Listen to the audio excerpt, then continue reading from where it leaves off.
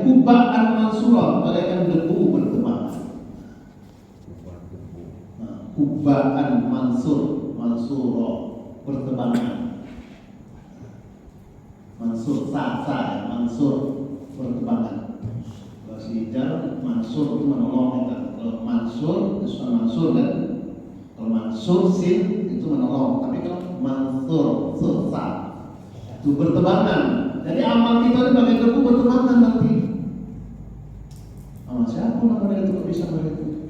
Itulah amal, beramal tapi dia tidak ada iman.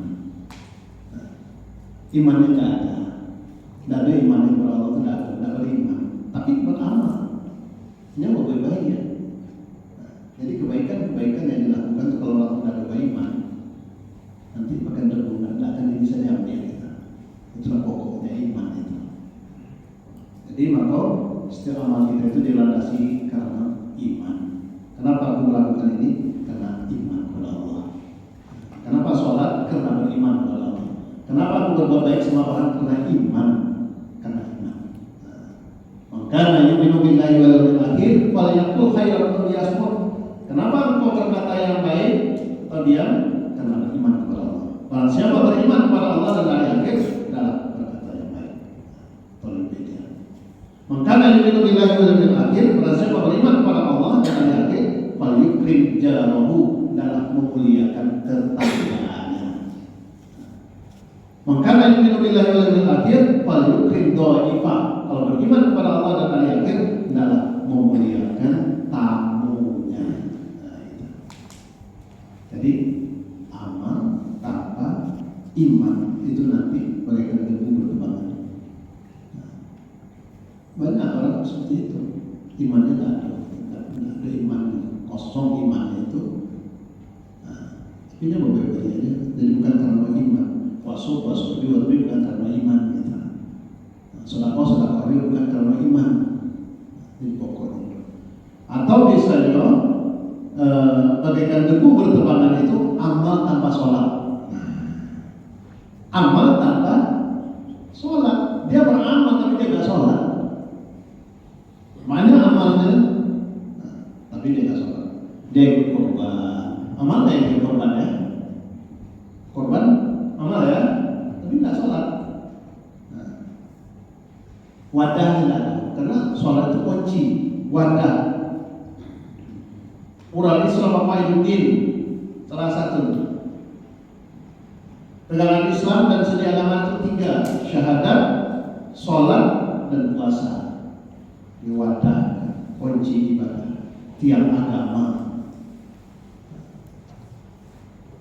Maka itu perlunya kita kerjakan sholat. Maka bersyukurlah kita yang sudah sholat. Orang sembahyang itu diletakkan dosa di kepalanya, di pundaknya, atau rukuk dan sujud itu guguran dosanya. Kalau tadi sholat, meninggalkan sholat, nama nerakanya sokar. Surat Al-Mudaththir ayat 42, masalakakum fi saqar. Kenapa engkau masuk ke dalam neraka sakar? Jadi bertanya-tanya penduduk neraka. Kenapa masuk ke dalam neraka sakar? Qalu lam nakun minal musallin. Dulu kami semasa dunia termasuk orang yang tidak sholat. Mau kau balik video sendiri ada terlihat tentang neraka sakar ya.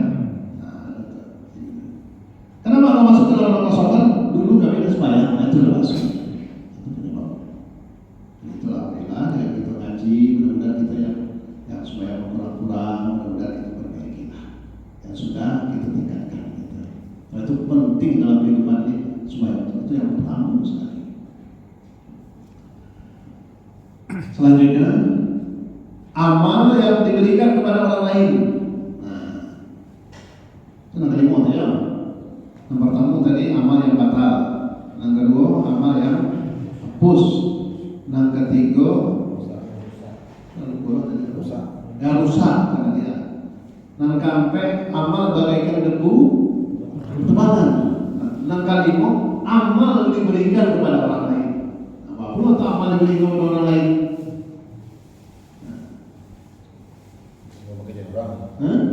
Ada dalam hadis itu dari Nabi pernah bertanya kepada sahabat, wahai sahabat, tahukah engkau orang yang muflih? Muflih itu bangkrut. Itu bukan soalnya, hadisnya banyak. Ya sahabat, tahukah engkau orang yang muflis bangkrut?